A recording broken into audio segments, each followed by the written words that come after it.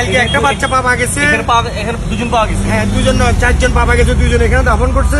আর এই কালকে একটা ওনার গার্ডিয়ান নিয়ে গেছে, ছেলের গার্ডিয়ান।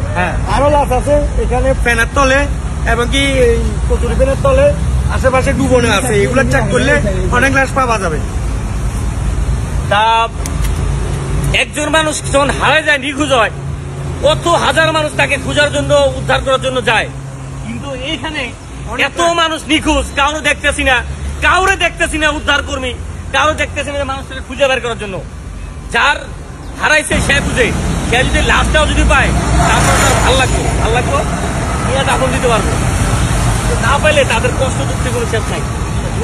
বলবো আপনারা এই লালপুর এখানে আইসা এই জায়গাটার ভিতরে অসংখ্য মানুষ এখানে আছে, এর ভিতরে আছে। একটা ট্রলার জন্য, একটা নৌকার জন্য পারতাছি না। এখানে গাড়িও আছে, মোটরসাইকেলও আছে, মোটরসাইকেল 4-5টা আছে এখানে, এখানে অসংখ্য আছে। যারা ডুবুরি দল, ফায়ার সার্ভিস আপনাদেরকে বলবো, আপনারা এই জায়গায় আছেন, 14 জন মানুষ এই জায়গায় নিখোঁজ। 14 জন মানুষ এখানে আমি ছিলাম, আমি ওই জায়গায় ছিলাম।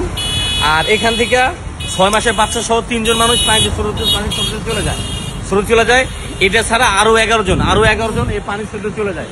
যেহেতু ওখানে গাছগাছালা আটকানো, তারা চিটাং থেকে আসতেছিল, পানির কারণে বাস থেকে নামাই দিছে, বাস যেতে পারে নাই। তারা কিন্তু এদিক দিয়ে হাইটে যেতেছিল, হাইটে যাওয়ার কারণে রাত্রেবেলা তারা কিন্তু স্রোতে চলে গেছে, দিকে অনেক মানুষ।